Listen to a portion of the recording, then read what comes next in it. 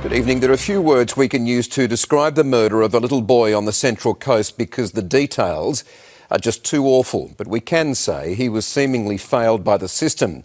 Child protection workers had reportedly visited 3 times in his short 4 years.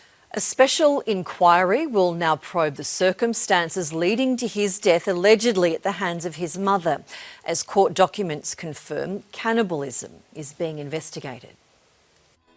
Broken hearts coming together. Wyong locals remembering a boy described as a little angel, bringing gifts and prayers. Your heart breaks because, you just see those families, like, they feel it. There's so many people that are feeling the situation right now. That situation made harder today with news police have carried out tests on the boy's mother for cannibalism, ordering special swab and DNA analysis, and reports the mother and son had been visited multiple times by child protection workers. The minister refusing to comment on claims the 32-year-old had drug-induced psychosis. There are many complexities involved in this case, and I do not want to prejudice the criminal investigation that's underway. The minister denies her department is losing control despite thousands of cases slipping through the cracks. Close to 150,000 young people who had reports presented were not seen by a caseworker. The minister has ordered an independent review to find out how the department acted and why, given the history was the child living with the mother, and whether more could have been done. I intend to publicly release the review subject to any legal constraints. Tonight, the boy's mother is in Silverwater Prison after being moved from Carryong Correctional Centre. Rex Quayle, 7 News. Canberra's fragile relationship with China has turned nasty and dangerous again, with Beijing test firing a nuclear-capable long-range missile close enough to Australia to set off alarm bells right across the Pacific. It is a highly provocative and calculated act of intimidation on the same day we signed a new defence treaty with Fiji. As the Prime Minister enjoyed Fijian dancing in Suva, a Chinese submarine in the South Pacific was about to launch a nuclear-capable ballistic missile, placing our shared region on high alert. Australia has been clear with China that we regard this as destabilising to the region. They're like the neighbourhood bully, aren't they? So, they're sort of up late, drunk and burning the fence. Chinese state media confirming the Navy on Monday noon Beijing time successfully launched a strategic missile carrying a dummy warhead, which landed precisely within the designated waters. We were informed by China today of its intention to do this test. We are very concerned. This the latest escalation from Beijing in the hotly contested Indo-Pacific. September 2024, China test-fired a similar weapon, also with a dummy warhead, from land into the Pacific.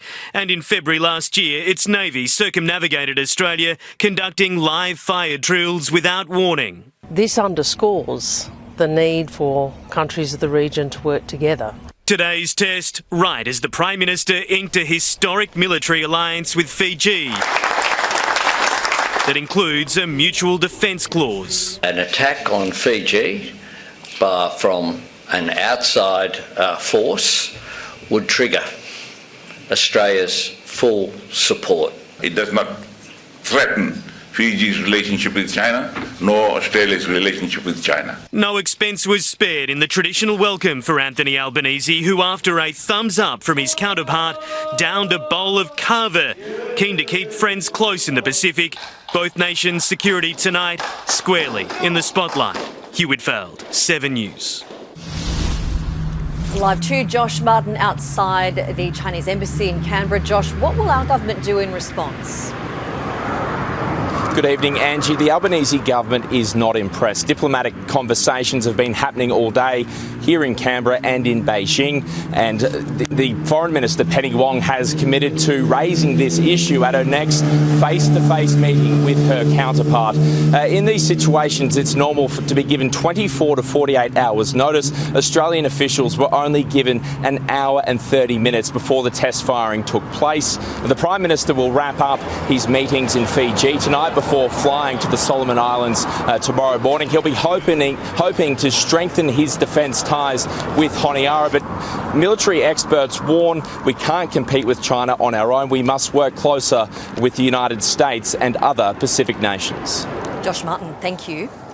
And our foreign editor, Hugh Whitfield's here with us now. Hugh, good evening to you. Do we know how Donald Trump is likely to react to all of this? Well, Michael, the US president is unpredictable to say the least, but America considers the Indo-Pacific, our region, crucial to its own prosperity. And AUKUS is all about strengthening America's presence in the region, so there's no question the US will be concerned about this missile test. Donald Trump will attend this week's NATO summit in Ankara, Turkey. Expect this latest provocation from China to be discussed, just as European leaders consider increasing defence spending and the US resets after a mission in Iran that lasted longer than Washington would have liked, that Australia, of course, refused to join. Michael, Angie. Right. Hugh Whitfield, thank you for that.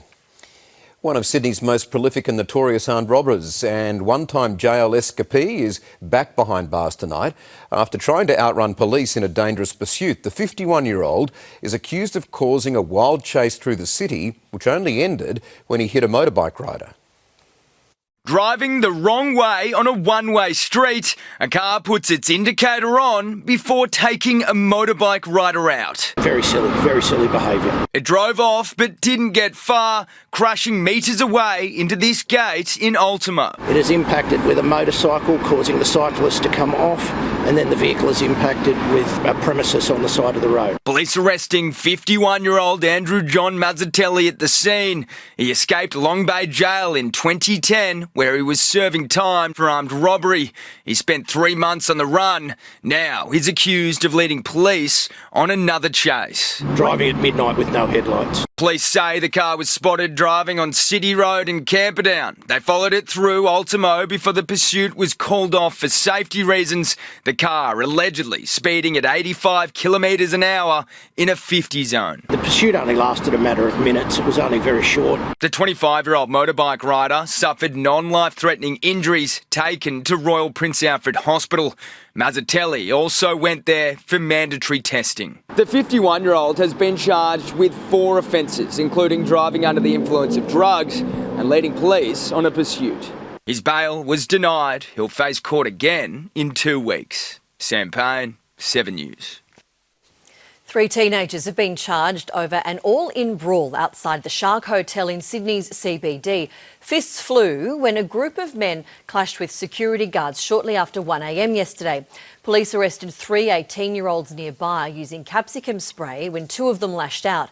They've been charged with offences including a fray and assaulting police. In what will come as disturbing news for many, another case of bird flu has been detected. Let's go live to Emily Francis. Emily, hello to you. The national infection count is certainly growing. Yes, Michael, certainly concerning. A 7th bird has now been declared infected in Western Australia. 1 each in New South Wales and South Australia, with 5 now in WA.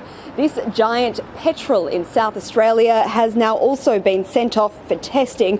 The New South Wales case has triggered a new appeal for all of us to report any sick wild birds. Please take a photo of it, please take a video of it and record it, and then report it into the hotline so that we can keep track on this.